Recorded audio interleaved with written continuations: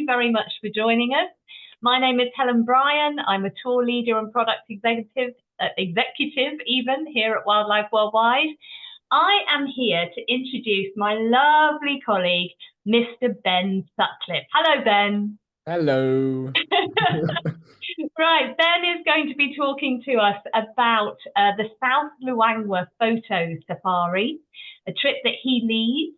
Traditionally, this has always happened at the changeover of the dry to the wet season, but we're now offering a winter version of it as well. I hope that's not a spoiler for you, Ben. No. Obviously, Luangwa is very, very close to our hearts. It's the destination that prompted Chris Breen to start Wildlife Worldwide, and it is a phenomenal destination. So I've been fortunate enough to lead there. I will be doing next year and the year after as well. Ditto, Mr. Ben. So if you would like to use your chat or your Q&A at any time to send through some questions, I can either answer them there and then, or I shall put them to Ben at the end of the presentation. So without further ado, Ben, over to you. Thank you very much, H. Obviously my name is Ben Sutcliffe, and if you don't know me, I'm a wildlife travel consultant here at Wildlife Worldwide, and one of our tour leaders for the photography trips. So I'm going to talk to you about South Luangwa, which is one of my favorite places to lead. As Helen said, I have the pleasure of leading there every single year, and it's special every time I go there. It never gets old. So for those of you that don't know where Zambia is situated, it's in southern Africa, and borders all of the countries that you can see around here. And that area in the red circle there, that's the Luangwa Valley. So that kind of lower green patch is South Luangwa, and above is north, obviously. So it's obviously perfectly positioned for any extensions that you want to do before or after the trip. A few popular ones, obviously Victoria Falls. You've got Kafue National Park, which is that large green patch on the right-hand side of Zambia.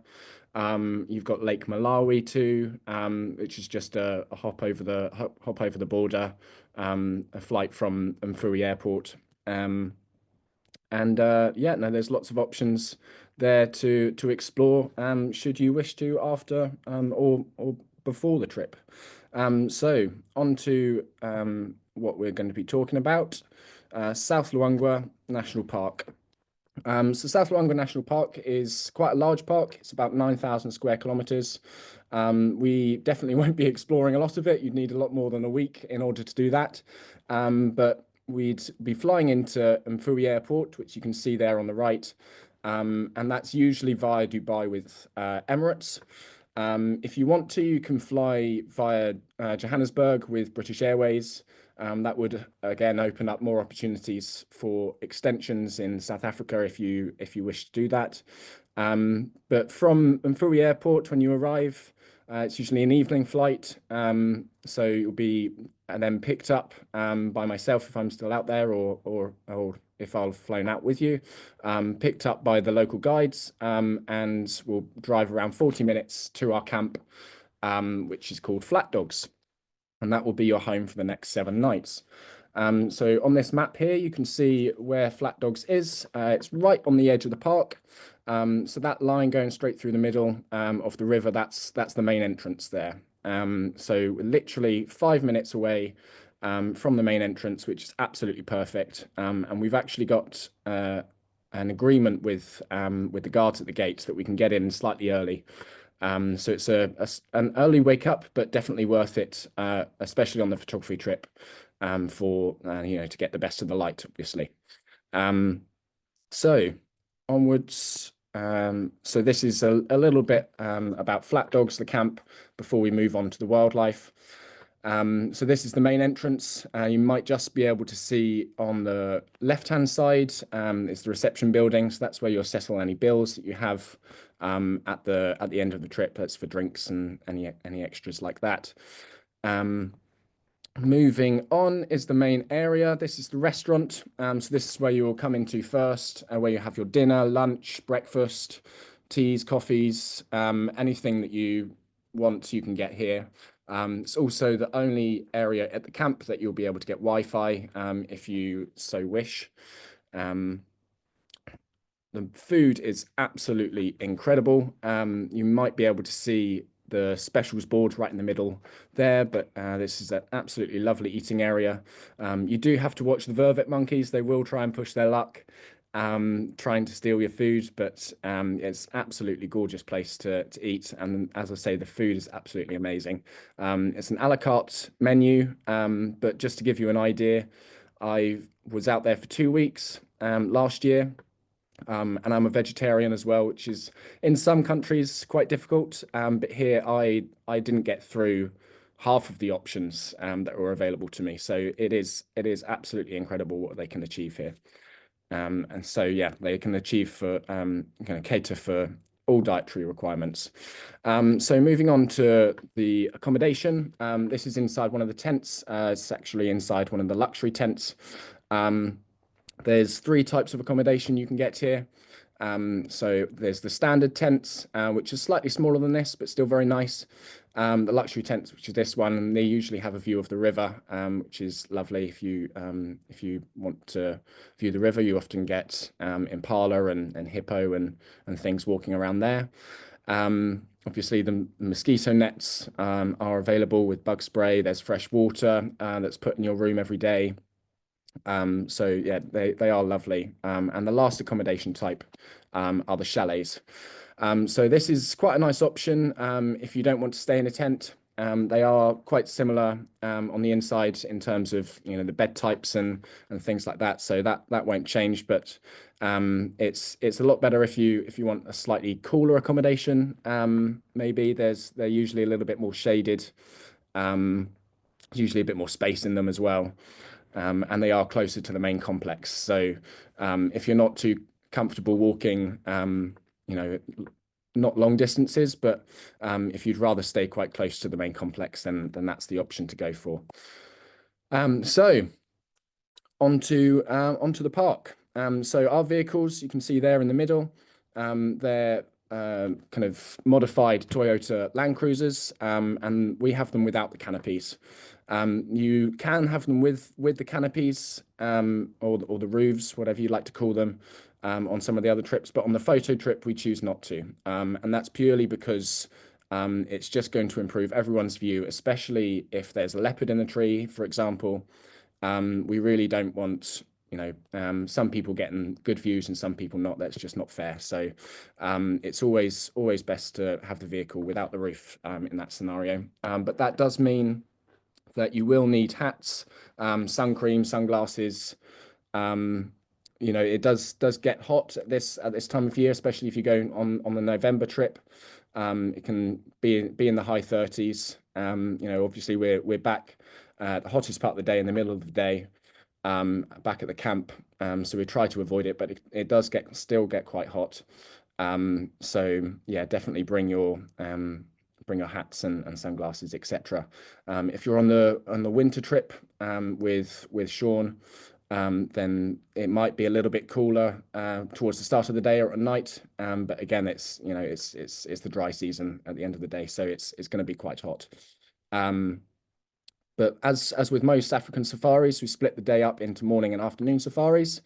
So an average day, as I say, we got permission to go out slightly earlier. So we'll be up at 5 a.m. And into the park by 5:30. So usually most people can get into the park at sunrise or just after sunrise, sorry.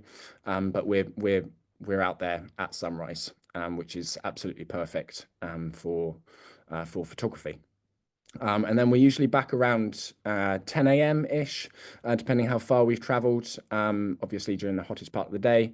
And that's on the photography trip, at least, when we'll go through any editing techniques you want to go through, any camera techniques or any troubles you've been having with your camera whilst out on the drive. We'll go through that then. Some people just want to sleep at that time of day or just relax or eat. There's also a pool at the camp, which is very nice if it's hot. So bring your swimming cozies. towels and everything like that are kind of included, so no need to worry about that. And then we're out again at around 3:30, back for our afternoon safaris. And on your afternoon safaris, you'll also have a night drive as well. So during your afternoon safaris, you'll have a sundowner. So there's so many picturesque parts of the park, especially along the river. So we'll pick a nice place and we'll get the G&Ts out, and it's absolutely lovely. And then on the way back to camp will be your night drive, where you can see all the nocturnal species that I will highlight later on. So this is quite a common view coming into the park. You can see the baboons there. And these guys are absolutely brilliant to photograph. This young one here was photographed literally at the entrance of the park itself, at the main gate. So cameras at the ready from the get-go, really, and that's what I love about this trip. Is that you're thrown into the action as soon as you step into that vehicle. It's all hands on deck. Anything can happen, and you can even get wildlife driving down the drive to the main gate, which is absolutely incredible. The view across the bridge is quite special too. So obviously you're crossing the river, so hippos are quite a common sight. This was taken crossing the bridge in the morning. And so there's also opportunities to see African fish eagle, bee eaters, swifts, crocodiles, you name it.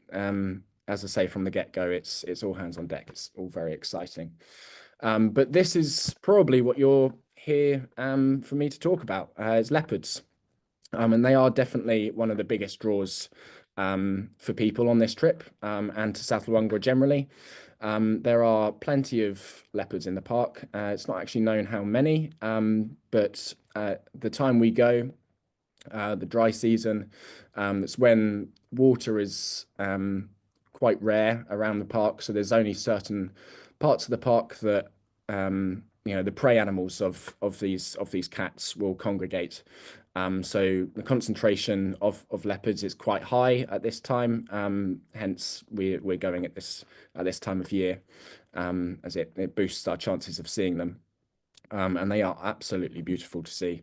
But you can literally see them anywhere in the park. This was taken literally on the other end of the bridge. I'm not even joking. We were just cruising along and suddenly went leopard. And yeah, so you've really got to have your wits about you from the start. And yeah, usually leopards are quite they're hiding from the sun a lot of the time, so you see them under bushes, up in trees. This individual had just eaten a kill, so she was just resting and probably had that kill further into the bushes there, but she came out and posed quite nicely for us here. But as I say, South Luangwa is such a pretty park. And I always find it useful to bring a wider lens on these trips. It's nice to get those close-up portraits, those Instagram-friendly pictures, I like to call them. But sometimes, especially when you've got a landscape like this, it's nicer to get those wider views. So something like a 70 to 200, or in this case, this was taken with a 100 to 400, just on the wider end of that focal length. And it just helps to tell a much better story, I think, or a more detailed story about where your subject is, and that's what a picture should be, really. I think it should tell a story about your subjects, and those environmental shots are one of the best ways to do that. So one of the reasons why I think that this trip is particularly good for beginner photographers who want to travel on their first safari, something like a 70 to 300, which was my first lens. So what I started with, you can focus on those environmental portraits and you can still get exceptional images. So you can come away with a really nice portfolio at the end. So as I say, leopards like trees as well. They like to shade up in trees, but they also cache kills in trees. And this individual here has an impala, young impala. And obviously, there's other predators in the park other than leopards that would potentially want to steal that kill, hyenas or lions, particularly. So it's important for them to hide that food as best they can, and they do that up in trees quite often. We'll obviously try and get you in the best position as possible. Obviously, we've got to put the welfare of the animal first. If the animal's stressed out, then it's just not worth getting the picture. But with that in mind, we will get you in the best position possible, and that's when those vehicles without the roofs do come in very useful. This is an image that was taken quite late. I think the sun had just gone down. We'd waited with her for, I think it was about 2 hours. It's quite a long time, and that's the difference with the photography trip to a normal safari. I'd say is that we do tend to wait for things to happen rather than finding something, ticking it off the list, and moving on. And in this particular scenario, it definitely paid off. So we were able to get ahead of her. And I think we were with her for half an hour, 40 minutes, maybe. It was an absolutely incredible sighting. She actually almost attempted to kill or hunt a male warthog, but thought better of it, seeing those tusks that they have. But yeah, it was a brilliant sighting. And it's not just the adults that you can see. We were incredibly lucky last year that a female leopard that's quite well known to us had two 3-month-old cubs that she was showing off to us quite often. So we had some brilliant sightings with those three on the safaris last year. As you can see, they are absolutely beautiful, very cute little faces. And they are a little bit mischievous as well. So they're great fun to watch. We watched these two in particular. You can just about see the back of the second one on the left hand side of that face there. But they started playing this game in front of us where they climb these shrubs or these bushes, climb to the top and then push each other off, which they thought was great fun. They continued doing that for 10-15 minutes maybe, and you can have so much fun just staying in one place and just seeing what happens. And I think it really does pay off, just to be patient sometimes. And you do get those sightings that stick with you for a long time. And it's definitely one sighting that I won't forget for quite a while. Obviously, those games, they need fuel for in order to play those games. So this one here was eating a young impala that his mother had caught, and in November is when the impalas particularly are giving birth. So it's a great time for these cats to get an easy kill and to feed up their cubs. So hopefully they can get strong enough and find their own territories. But of course, it's not all about the big cats or leopards, I should say. Another big draw for South Luangwa is the beautiful wild dogs, the African wild dogs, or painted wolves, as they're sometimes known. They're incredible animals, not only to photograph but just to watch. Being a pack animal, there's a lot of interaction there. So this is what's called a meeting ceremony. This often happens before they hunt, or just to build and repair bonds. Obviously, when they're going out hunting, they're going out hunting as a pack. So, in order to ensure that they're working as a team, they play these little games and chatter, and there's a lot of noise and playing, and then they'll go out and they'll run off and find food. It's absolutely incredible to see these dogs acting naturally in front of you, and it's a very special part of leading and going to South Luangwa. In fact, South Luangwa has the highest number of wild dogs of any park in Africa. It's thought there are about 400 now, which is absolutely brilliant. You might be able to see that dog on the right-hand side of this image. It's slightly off in the background, so it's slightly blurred, but you might be able to see a a collar around the neck. And that's part of a program set up by a charity called the Zambian Carnival Program, or ZCP, it's known locally. And they collar the alpha pairs of the packs. And that's purely because in the 90s, 80s and 90s, they were quite heavily poached for their pelts. So that's been quite an important program in order to track the dogs and protect them from poaching, and that's since died down, and there's obviously the numbers are increasing again, which is wonderful news. So yeah, as I say, there's thought to be around 400, but that was an estimate from the last time I did this talk. So hopefully that's increased even further. So they do move on quite a lot. They're very active dogs, very nomadic. So I won't lie to you, they are quite difficult to find, even with the information I just gave you. So they can easily traverse 50 kilometers a day. There are multiple packs in the area though that we are able to get into, so our chances are relatively high, and we will definitely try our best. Although we won't see very, very young pups at this time of year, it is possible to see younger dogs. These are far more active than the adults. Usually you can find them playing together, which is nice. And that opens up opportunities to try techniques that are a little bit different.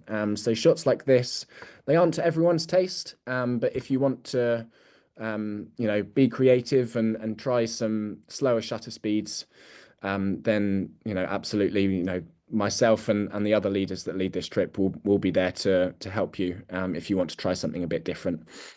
But this was a younger dog that was playing, and yeah, just managed to bring that shutter speed down. I think this was at a 20th of a second, if I remember off the top of my head. So really bringing that shutter speed way down, and just panning until you get the right image. And I think it came out okay. But as I say, it's not to everyone's taste. So we're here to help as much or as little as you need us to.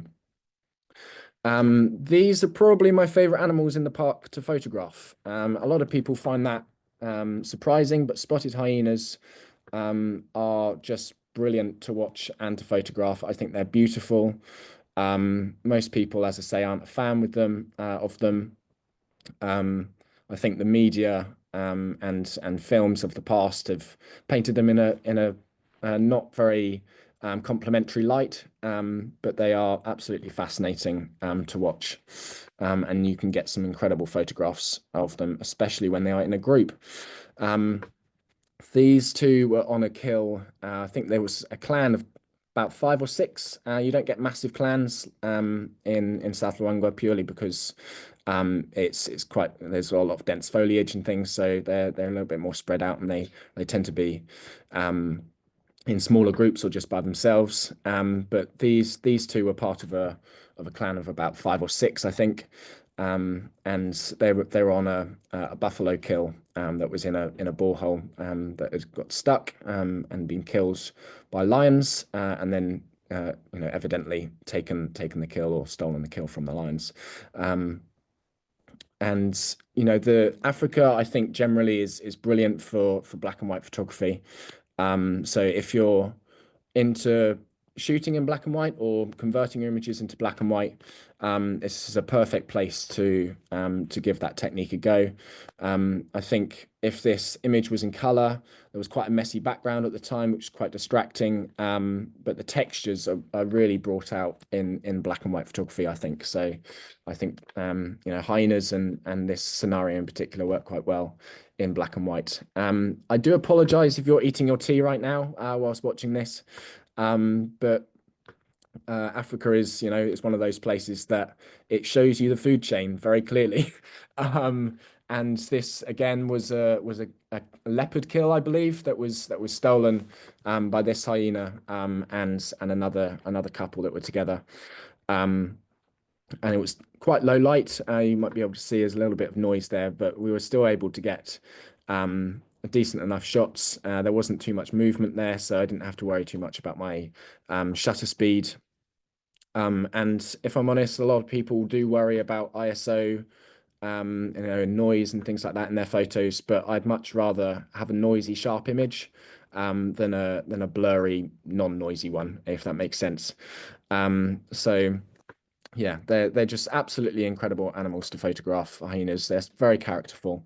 And it's not just during the day that you can photograph them. So this was taken on one of the night safaris. If one of you or a few of you saw the talk that I did last year on this trip, you might remember this image, but I did put it in again, just because it's a reminder that you don't have to put your camera down when the sun goes down. You know, this shot was achieved by using the spotlight of another vehicle from the night drive. And it's just backlighting basically. As the hyena turned to look at the vehicle, it was slightly highlighted in the face, and I managed to capture this. So you sometimes need a little bit of creativity. Of course, myself and the other leaders are there to help you and advise in these situations, so you do get the best out of the situations. Obviously, leopards aren't the only big cats in the park. Lions are quite prevalent too. They're always a highlight for me. They're quite often overlooked because of the amount of leopards in the park. But they are absolutely beautiful cats and brilliant subjects too. This old male here, you know, he was up on the riverbank that you can just see at the top there. And I just had this feeling in my gut that he was going to go down to the river to drink. So I asked my driver, Jonathan, local guide Jonathan. We've worked together since I began leading here, so we know each other very well. And I just said to him, I think he's going to come down to drink. Can we just take the risk and go down to the edge of the water? So we did, and it paid off. And we got him walking towards us and drinking in front of us, literally a meter away from the edge of our vehicle. It was absolutely incredible.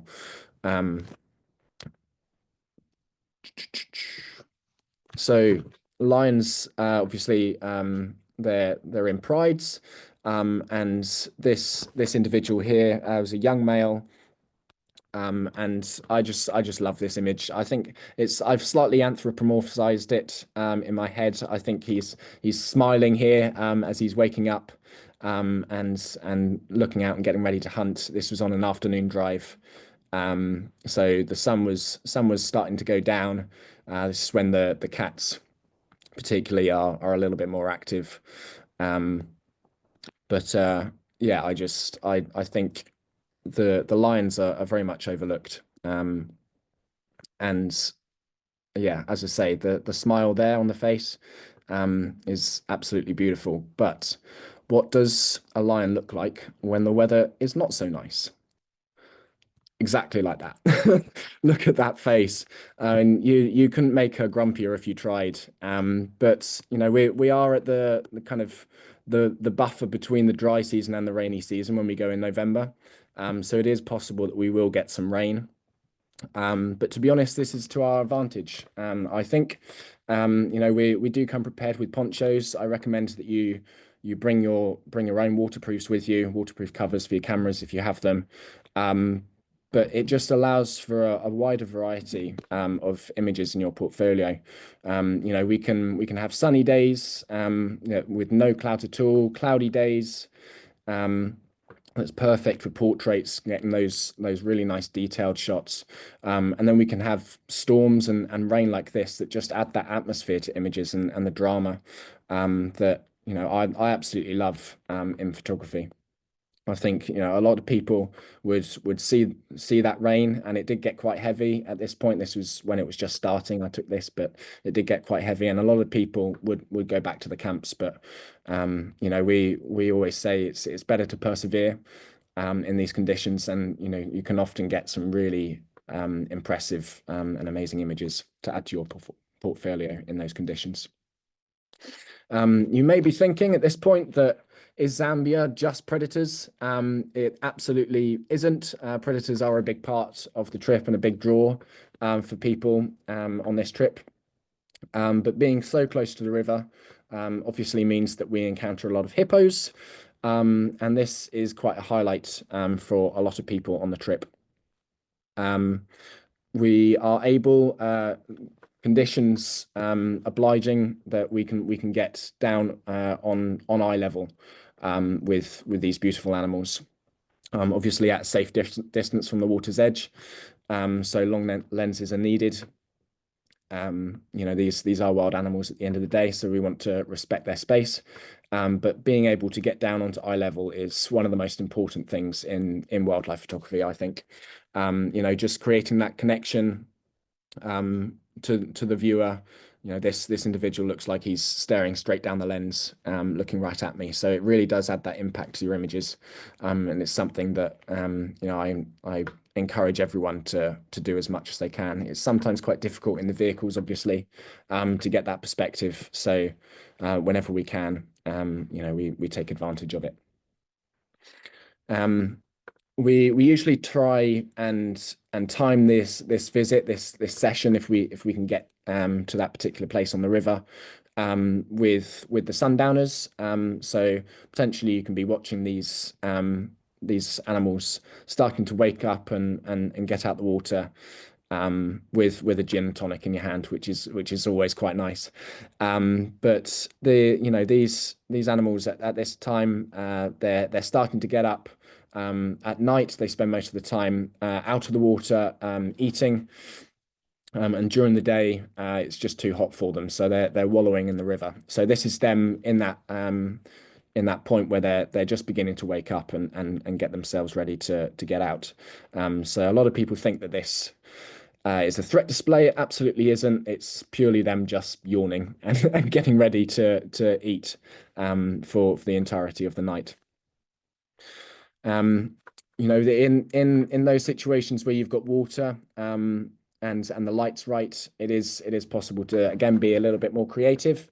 So this is what's known as a high key image. It's when, basically, if you don't know, it's when you purposely overexpose the image.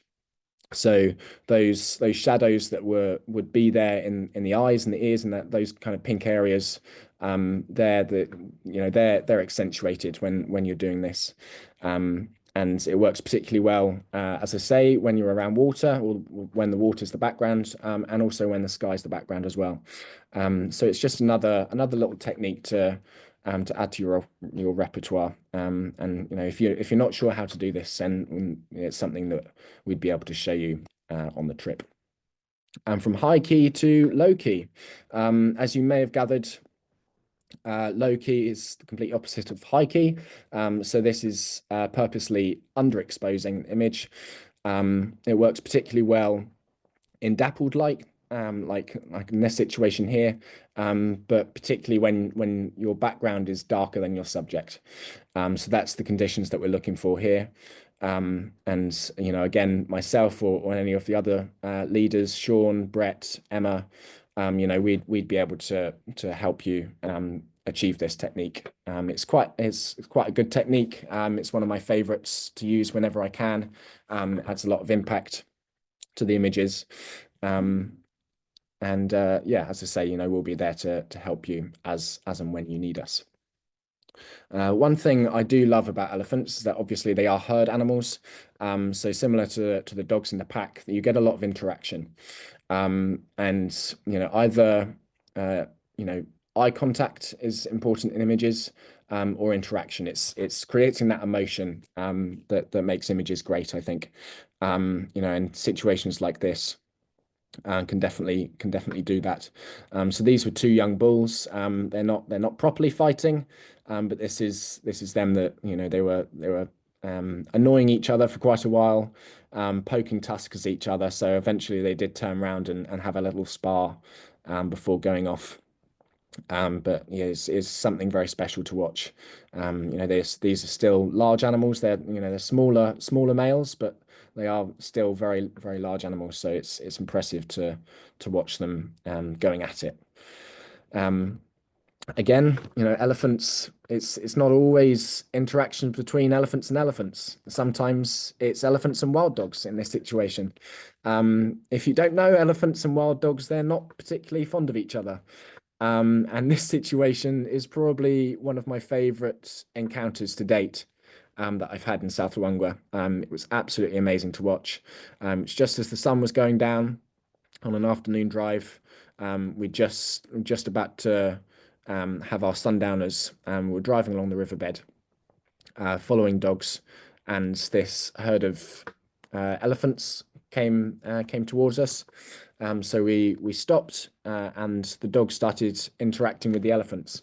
And what I mean by interacting is essentially playing with them. They would run up to the elephants. The elephants would try and chase them away, and as I say, they're not particularly fond of them. And the dogs would run away as far as they could until the elephant stopped chasing them, and then they'd circle back round and they'd try again. And this went on for quite a while, and it was absolutely incredible to watch. Before the dogs themselves got bored and went off to hunt.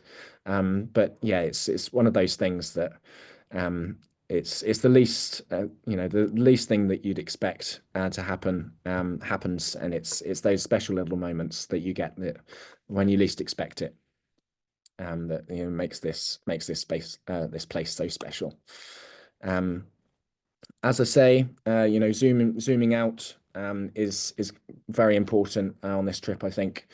You can see kind of in the background, there's a hippo there. There's storks in the background. The trees are stunning. The blue of the sky. It's none of that would be visible if I'd have got my long lens out and honed in on the elephant there. And I think just zooming out every now and then, it's definitely something that I really try to get people to do on this trip, because South Luangwa is such a beautiful park, and there are brilliant areas, particularly around this area. Here's one of the lagoons that's full of Nile cabbage, which is all this green stuff around the elephant there. And yeah, it's zooming out is just, it creates a better story. But every now and then, it is quite nice to zoom in, particularly to get those detailed shots.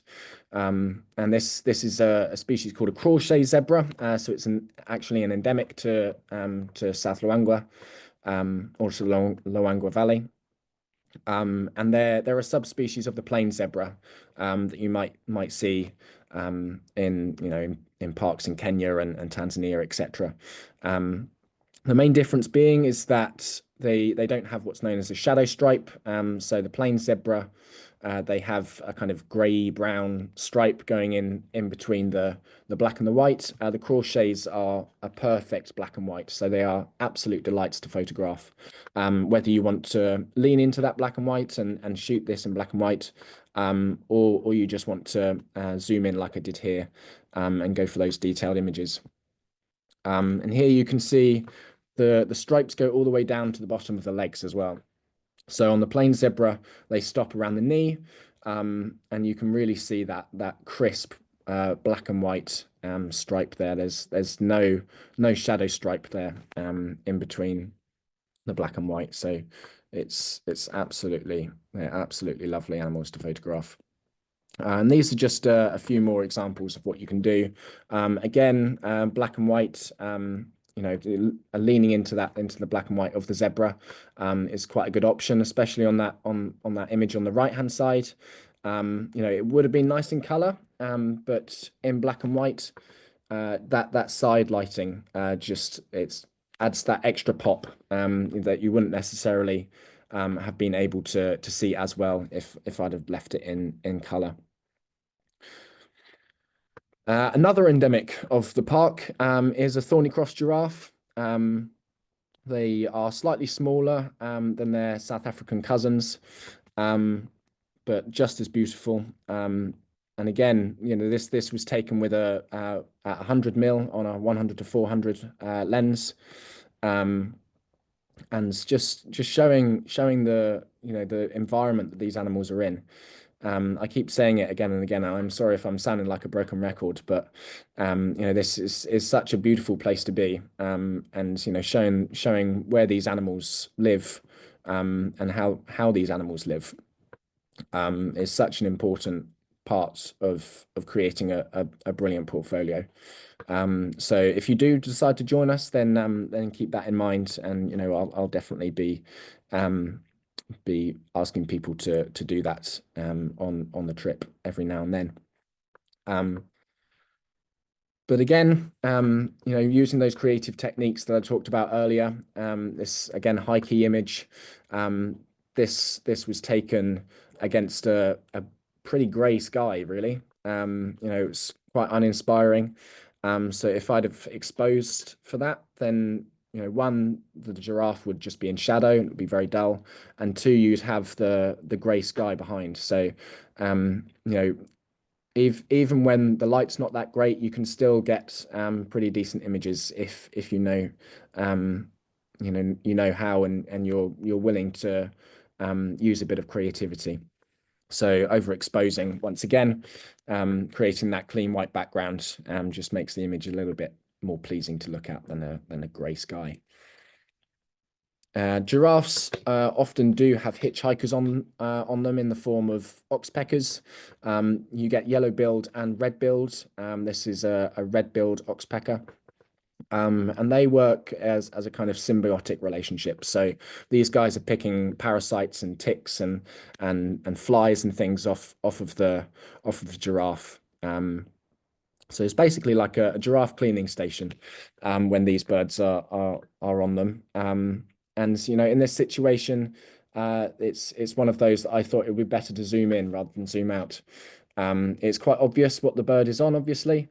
So there's no need to show the whole of the giraffe. So just using the longer end of my lens, which was 500 millimeters, I think, at this stage. And it helps to tell a story. But it's not always about what you put in the image. It's what you leave out sometimes.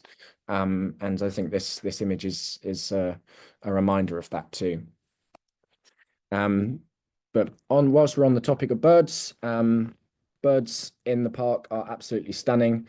For all the birders in the out there, then this trip won't disappoint, or this park won't disappoint at all. This is an African fish eagle. It's actually the national bird of Zambia, and they are often seen like this. So high up in the trees, looking over a body of water, for fish, obviously, and for anything else they can find along the river's edge. But it's not just the fish eagles that you can see. There are approximately 16 species of eagle, actually, in the Luangwa Valley. And this is one of my favorites. This is a crowned eagle that nests along one of the tracks that we follow. And these birds are absolute killing machines. Once again, I'm sorry if you're eating your dinner, but these birds, I've seen them take a baby impala seconds before it was after it was born. So it's absolutely brutal stuff, but incredible and fascinating to watch. I think there are very few places out there that you travel to that make you really understand the fragility of life, but Africa is definitely one of those. And you're reminded of that quite a bit on an African safari. Perhaps the hyenas of the avian kingdom, maybe. Vultures play a huge part in the ecosystem here. So this is a white-backed vulture on actually the kill that we saw earlier from the hyena shot, the black and white one. That's that same buffalo, I believe, that got stuck in the mud. And there are many species of vulture here. So as I say, this is a white-backed vulture, but you've also got white-headed, hooded, and lappet-faced as well, which are the largest that you can see in the area. But mostly you see vultures high up in the sky doing what they do best, circling on the thermals. And as guides, we use them as guides ourselves. They're really good indicators of kills in the area, particularly of lions and wild dogs that they actually follow. So, when you're on your next safari, perhaps you can be something you can take away and think about, and see some vultures circling, and you head over there and see what's up. It's always worth taking the risk. In my experience, it usually pays off. And as I say, for the birders out there, there are some really beautiful birds in the park. So in November, so September to kind of start of December, you've got these beautiful birds that migrate here in their thousands every single year. It's of course the southern carmine beater, and they are absolutely stunning. They nest along the banks of the river. And yeah, they display that beautiful color there, that gives them their name. You can see here that this one has a cicada, cicada, however you pronounce it. People pronounce it differently. But these are a great food source, and when you're going through the park along the tracks and you're hearing this deafening cicada sound, you really understand why these birds migrate here every year, because it's such a brilliant food source for them. You might even be lucky to see a swallowtail beater. So this is an image taken by another leader that leads this trip called Brett. And they are absolutely stunning birds, very, very beautiful. Not as commonly seen as perhaps the carmines or the other beaters, but they are beautiful nonetheless, and definitely a highlight for myself anyway, and a lot of the birders among the group too. Another highlight for a lot of people is a lilac-breasted roller. These are quite common birds. You see them a lot, but as you can see, they are very, very beautiful. And they perch very well. They're very good subjects, and they're usually quite active. They're usually feeding a lot of the time, rolling in the sky. So that's how they get their name, from the way that they fly, rolling around. And they're incredible acrobatics. So they are brilliant birds to photograph, as are the many kingfishers in the park. So this is a woodland kingfisher. That bright blue just hits you every time you see it. It's absolutely beautiful, and they are extremely vocal birds. So you will definitely hear them if you don't see them. And again, they're usually quite good at perching as well. They make quite good subjects. Another brilliant subject, when you do find them, is the grey crowned cranes. And these birds are the national bird of Uganda, and they walk around like they know it. They walk around like they're royalty. They're such graceful birds. Just absolutely beautiful. When you see them take off, and you see those massive wings, absolutely massive wings spread, and you think, how does that even lift off the ground? They're absolutely beautiful birds, as you can see here. Goliath herons are also around. There's quite a few heron species that we can see. This one's one of my favorites. You don't see them as often as the other heron species, perhaps, but they are very beautiful, that purple neck there. And this one was taken in the morning, literally as we came into the park, rounded the corner next to this small lagoon here that you can see is looking into. And the morning light was hitting him. And as I say, that purple on the neck just lights up when you get that stunning light, that stunning African light that we all love. Hornbills are also quite prevalent in the park. This is a red-billed hornbill, but you also get crowned hornbill, trumpeter hornbill, many more. So the hornbills are brilliant when they stay still. They are quite difficult to photograph, especially the last two that I mentioned. The red bills are a little bit more cooperative. But they are brilliant birds to photograph when you do get them to do what you want to. But it's not just around the park that you can get some brilliant shots. This was actually taken in camp. So there's a small lagoon outside and just backing onto the reception building I spoke about earlier. And these African jacanas here, young birds, they were nesting here. So their parents were off getting food, and they were just chilling on the nest, getting ready to fledge and go off on their own. But you can often see herons and kingfishers, various other species of bird around the area, and sometimes even some mammals too. So this is a banded mongoose. They're often they're always in groups, and they sometimes pass through the park, pass through the camp. Sorry. And they're brilliant little animals to photograph. Again, when they keep still, they're very active little fellows, but they're absolutely beautiful. Again, as I say, you don't have to be in the park. The action starts as soon as you get in the vehicle. So this was taken in the morning, just after 5:30, going down the drive of the lodge. So not even in the park yet, not even at the bridge, in fact. And this troop of baboons crossed in front of us. And baboons are brilliant for silhouettes. That iconic shape.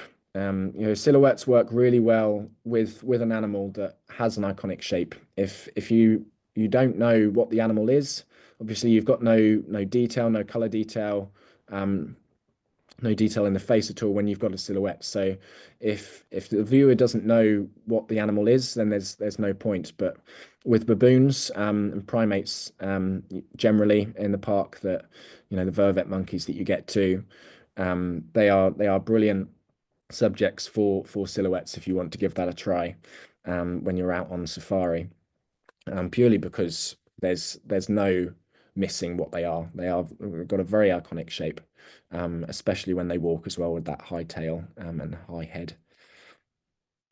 And obviously that eye contact that I spoke about earlier with the hippos, creating that connection with your subject. It just makes your images, takes them up to the next step. And it is important to build that connection with yourself and the viewer. And the eye contact is one of the best ways to do that in an image. So this young individual here was feeding on a mango, and obviously thought that I wanted to take the mango from him. So he was just giving me a stare down and saying, "No, this is mine here. You're not getting this." But we moved on and left him to it. So he was happy. But it's not just the big stuff that we focus on in the trip.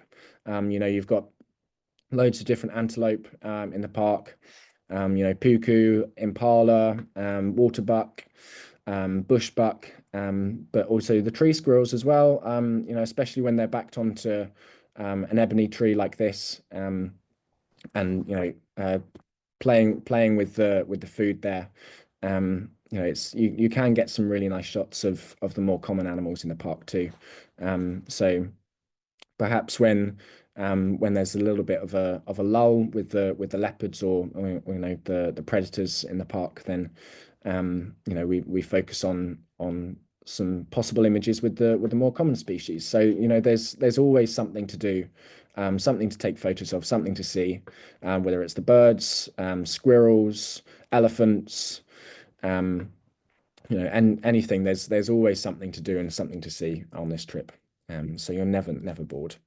And yeah, it's not just the birds and the mammals that you can see. So this is a water monitor lizard feeding on the edge of the road in the park, scratching around for anything he can find there. They are absolutely incredible lizards, surprisingly big when you first see them. And it's the water and rock monitor lizards are quite commonly seen in the park. So there's a high chance that you'll see them, and they also nest. There's also one in the camp that nests in one of the trees. So if you don't see them in the park, you'll see them in the camp for sure. Other reptiles such as snakes and tortoises, or this leopard tortoise, they're not as regularly seen, but they are possible. You know, they provide excellent species subjects once you find them. You know, we found this individual actually on a tea and coffee break, on a morning safari. And as we're already out of the vehicles, we're able to lay down on our stomachs, which is just brilliant for photography, as I say, to get down onto eye level. So we spent some time with this guy. You know, he was quite cooperative with us. Quite happy with that little reed of grass hanging out of his mouth, walking along. So yeah, no, we left him to it once we finished getting the photographs. But absolute pleasure to focus on some of the smaller stuff sometimes. But for those of you that love the reptiles, like I do, it's the night drives that will give you the most success. So this is a flap-neck chameleon that would be near impossible to find during the day. You know, they're exactly the same color as the leaves, incredibly camouflaged. You know, as we all know, chameleons are from the programs that we watch on TV.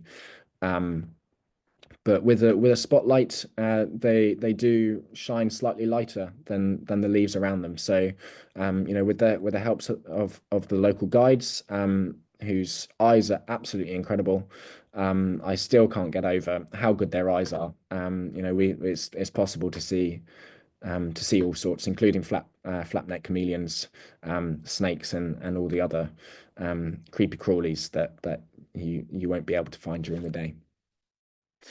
Of course, it's not just the creepy crawlies that are out at night. So this is a thick-tailed bush baby, or greater galago, is its new name. They keep changing the name, which is very annoying. But these are an arboreal species. I managed to grab this one.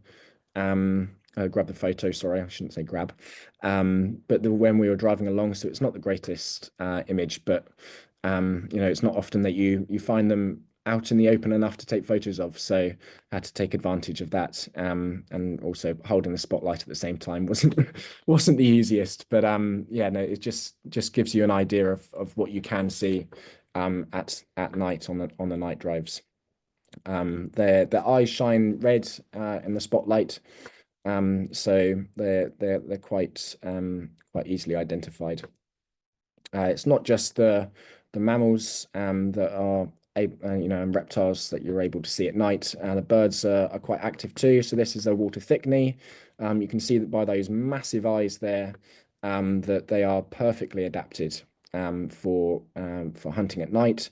They feed on insects, which you know, are more active at night. You know, for some species anyway. So you know, perfectly adapted for what they do, and these are a relation of the stone curlew that we get in low numbers here in the UK. So if they look familiar to you, then that might be why. Genets are probably the most common sighting that you'll see during the night drive. They are cat-like, basically. They're not cats. They're in a different family of their own, but they are absolutely beautiful. Usually found up in the trees during the day, but they're hunting on the ground at night. So that's when we find them hunting for rodents and snails and all sorts. They're very opportunistic. So you know, if they find a bird's nest or something like that with eggs in, they'll definitely take advantage of that, for example. And of course, at night, it wouldn't be a night drive without some owls. So there's about 11 species of owls that are possible to see. This is one of my favorites. This is called a Pell's fishing owl. There's a couple that nest close to one of the lagoons that we drive past on the way out of the park. So we usually flick the light up into a few of the trees there just to check for them, and occasionally they are there. They're absolutely beautiful. They're massive owls, but feed entirely on fish, as the name would suggest. So you can also see, you know, species like African Scops owl or Verreaux's eagle owl. I've actually seen Verreaux's eagle owl during the day, which are beautiful birds. You know, iconic pink eyelids. If you don't know what they look like, then look them up. They are absolutely beautiful. So it's also possible to see them there. And just one final leopard to end on. Of course, you know, as I say, as I kind of touched on briefly at the start, you know, cats are active at night as well. So it is possible to see the leopards hunting and lions hunting. On one previous trip, we actually saw lions hunting buffalo, which was absolutely amazing. You know, as I say, you really get to see the raw power of nature on these trips, and to be able to photograph and see that is a privilege. So yeah, it's absolutely amazing to see these cats doing their thing. But yeah, I think that just about ends the presentation. So thank you very much for listening. If you have any questions, then please do get them in the chat now. And yeah, I'll hand back over to my lovely colleague, Helen. So thank you very much. Wowee! Can you believe it? 59 minutes. Never has it gone so quickly in all your life. Fantastic. Thank you, Ben. Crikey, I'm only just back from Africa and you've made me itch to go back again. It's one of those places, it just gets under your skin, doesn't it? Oh, yeah, it gets in your blood and it never, ever, ever lets go. So, crikey, you've had a lot of questions, some of which I've answered as we've gone along, but quite a few of them have popped up more than once. So I'm going to put them to you. However, before I do that, thank you very much for popping the map of South Luangwa back on the screen. This is entirely for my benefit. I am going to be launching a poll shortly. Now, Ben has obviously just talked you through our South Luangwa Photo Safari, which always takes the same format in its raw form. It's a 7-night stay at Flat Dogs. We throw in Emirates flights because they offer lots of UK regional airport departures. They have good connections through Dubai, daily flights into Lusaka, and all importantly, they connect then with the domestic flight up to Mfui. So the standard package is your Emirates flights, your transfers, your 7 nights at Flat Dogs on a full board basis, and the services of Ben or Brett or Sean or Emma, as you mentioned. And quite frankly, I'd be happy to take home some of those images. So yeah, it's brilliant.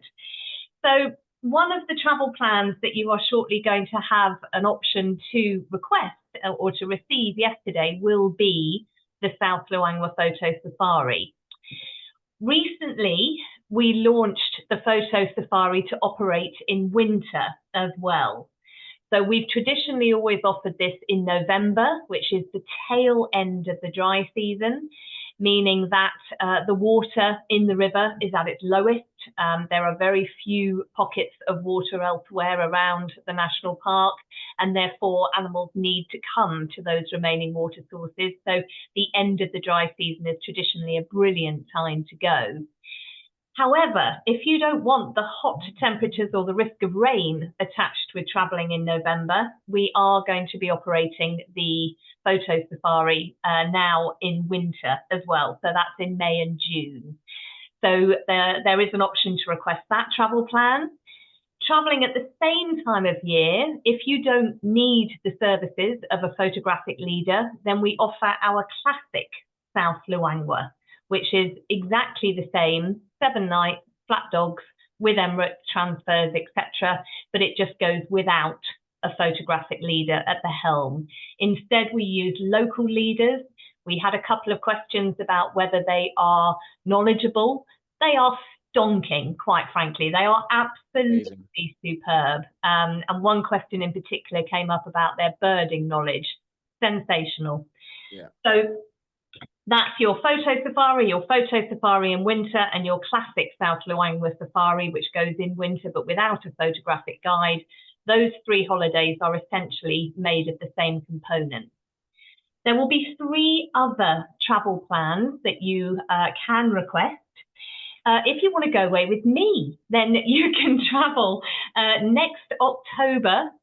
We have 2 departures of what we call our lure of Luangwa, and henceforth the reason for the map. So if you can see my cursor on screen, it's currently circling Mfui Airport. And if we go in a northwest direction from Mfui, you can see that there is a lodge called Mfui, which as the crow flies is very close to Flat Dogs, but Mfui Lodge is actually within the park. Flat Dogs overlooks the Luangwa River just on the outside. But as Ben said, you can go in very early. So my trip, the Lure of Luangwa, we have a night in Mfui Lodge within the park at the start and the end of the trip. But then what we're going to do is we're going to go to 2 different bush camps down in the south. The first is Kapamba, which is where my cursor is hovering now, for 3 nights, and then up to Chindeni for 3 nights. And these are small bush camps, only 4 rooms at both of them, and we will take them out in their entirety just for our group. And surrounding those camps are areas where only we can drive. There will be no other vehicles there. So that's the Lure of Luangwa, and that's led by me in October next year, and 27 dates are currently being sorted, which is very exciting. The other trip, obviously Luangwa is a place very, very close to our founder, Chris Breen's heart. It's where he cut his teeth as a guide.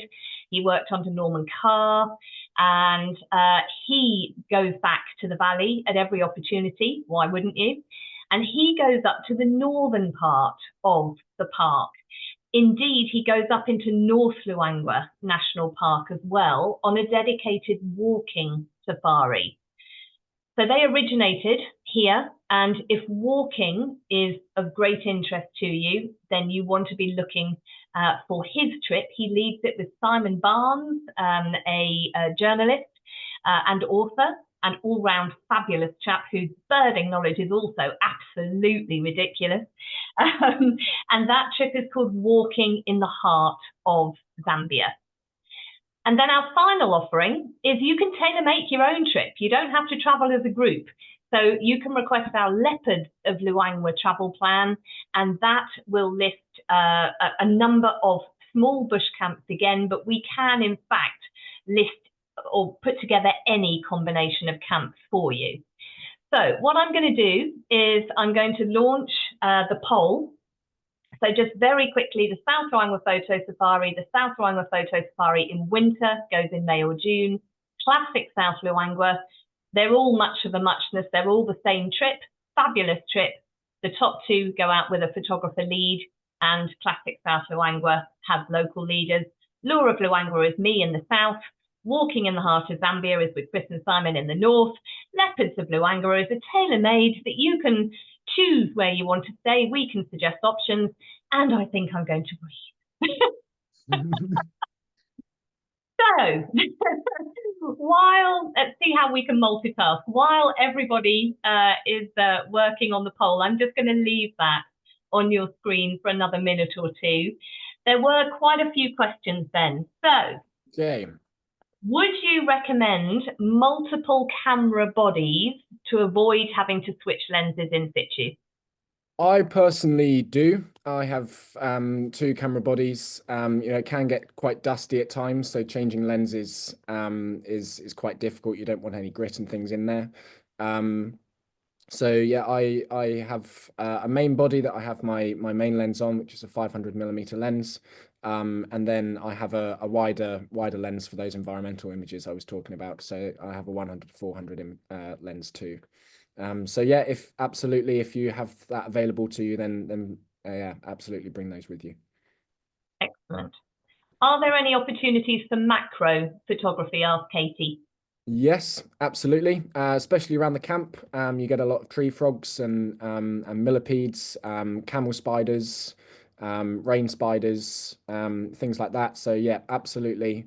You get flora as well. I'm not as well versed, but the guides are brilliant with their knowledge. So if you're interested in taking images of the flora, they'll be able to tell you what they are, and I'll be able to help you get those images too. So yeah, brilliant. Absolutely.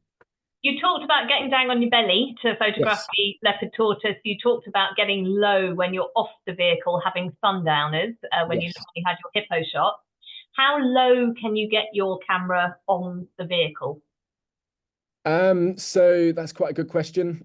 So the sides themselves are relatively low. I would say if you have a camera with a flippy screen, then you can get a lot lower.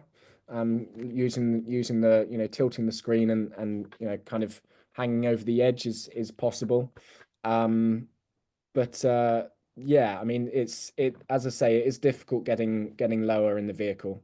There are times that we'll find dips and things in the road that we can kind of drive into to get that lower angle.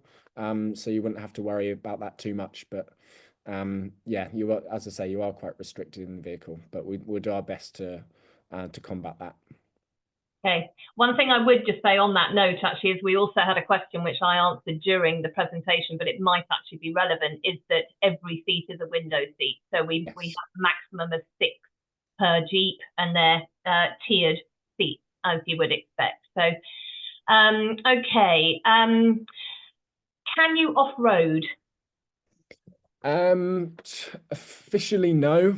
There are times that we can go a little bit off road, but there's no kind of driving through bushes and things like that. That's not allowed at all. So it's usually a case of asking the local guides there, can we do this? Can we do this? And if you go on the photo trip or you go on the trip with Helen, then we'll be asking those questions. But at the end of the day, it's at the discretion of the guides. So. Yeah, so strictly speaking, it's not permitted. Those are national park rules. They're fairly standard in most national parks around Africa. But again, as I mentioned, that on my particular trip on the Lure of Luangwa, where we have exclusive traversing rights around the bush camps that we have, you're not going to have lots of other vehicles there anyway, so you can shortcut from one road to another and so on. So we've covered the level of experience of guides in that we think they're excellent. They are brilliant. And birding knowledge as well.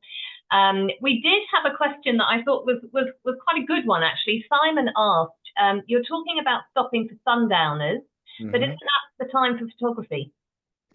So yes, it's a very good question, and sometimes we choose not to have sundowners. So you can have sundowners back at camp. If there's a particularly good sighting, then obviously we're on a wildlife trip. The wildlife sighting comes first. So we'll go back to camp, and you can have drinks back at the camp. Yeah. Agreed. You can have a G&T everywhere. You can't necessarily be with a lion on a kill. So yeah, so priorities, we'll work it out on the day. If the light is glorious over the river, as I've heard of ellies and buffaloes walking through it, then why wouldn't you stop? Absolutely, wildlife takes priority. When you stop for photos, Jackie asked, will there be a lot of vehicles? So South Luangwa is pretty good in the fact that usually you don't have many vehicles. We try and avoid busy sightings when we can. If it's your first leopard, then we'll get a sighting. But we've got the beauty of being there for 7 nights, so we know that we've got plenty of chances. We can move on and find a leopard for ourselves, or find wild dogs for ourselves. So I myself as a guide prefer the sightings that we have almost to ourselves or to ourselves in certain situations. So no, to answer your question in short, then no, not really. But we do our best to avoid the vehicles anyway. Lovely. Maria asks, will there be different opportunities if you do the photo safari in winter compared to at the usual time that we offer it in November? That's a good question. I know for a fact that species like the carmine beaters and things won't be there in June. But in terms of leopards and things, I think you've kind of got the same chances. That's not a time of year that I've actually been there, so I can't say from first-hand experience. But yeah, I think predator-wise, you're pretty good stead for either. I would agree. Yeah, I had a bit of a think about that because I think it's a really good question. And yeah, the main thing I would say is that if you're going earlier in the season, the park is likely to be quieter. So if you don't want other vehicles, it will be much cooler. Now, that obviously can be a real plus for some people. Personally, I like it the hotter the better. But you know, average temperatures if you travel in June, for example, will be early 20s, dropping down to the teens, possibly even 10 degrees at night. Whereas if you go at the end of the dry season, you're going to be in the high 20s, possibly early 30s. So it's whether you are comfortable in the heat. But I would say, yes, at the end of the season, you have the migrants. I think that is a big thing. It can be hazy when you travel towards the latter part of the year with all the dust before the rains come. So you have got the threat of rain, but also a little bit of haze. Whereas in June, likelihood the days are going to be possibly a little bit clearer. That was the only other thing that I was thinking, but I hope that answers your question, Maria. Nigel says he's booked for November and he's very much looking forward to it. Wonderful. Katie asks, is it safe to wander around camp at Flat Dogs? During the day, absolutely. At night, there are watchmen that will take you back to your rooms, so you will need to be escorted once the sun goes down. But yeah, you'll be escorted with the watchman there. So yeah, but during the day, absolutely. Okay, a question for you: settings for the night shot. That's a very good question. It's one that's better answered on location, if I'm honest. But you know, obviously high ISOs, you know, letting as much light in as possible. You know, and we'll see, you know, what shutter speeds we can get. But yeah, better answered on location. Yeah. Okay, are bean bags provided, or should you bring your own? There are bean bags on the vehicles. A lot of people find that they get in the way, so we end up taking them off quite a lot of the times. But yeah, absolutely. If you want them, then they are provided. Yeah. Okay, and then we just had a number of chats come in, so I'm just having to multitask here. Sorry, Ben. Okay, no worries. It says, awesome, you took me back to my trip, which was fantastic. Celia, thank you, Ben. Happy memories, looking forward to November. Sharon, Flat Dogs is my happy place. Been twice, going back for a third. Absolutely. Pamela is asking, is the non-photo trip one that doesn't spend so long getting the perfect shot, or more of a generalist trip? I can answer that because I'm not a photographer as such. Yes, you know, sometimes on the photography trips, you will spend much more time in one location setting up the shot. Whereas on the non-photo trip, it is a general wildlife. So there will be a bit of everything, a bit of reptiles, a bit of birds, a bit of scenery, a bit of wildlife, lots of wildlife. Yeah. What am I talking about?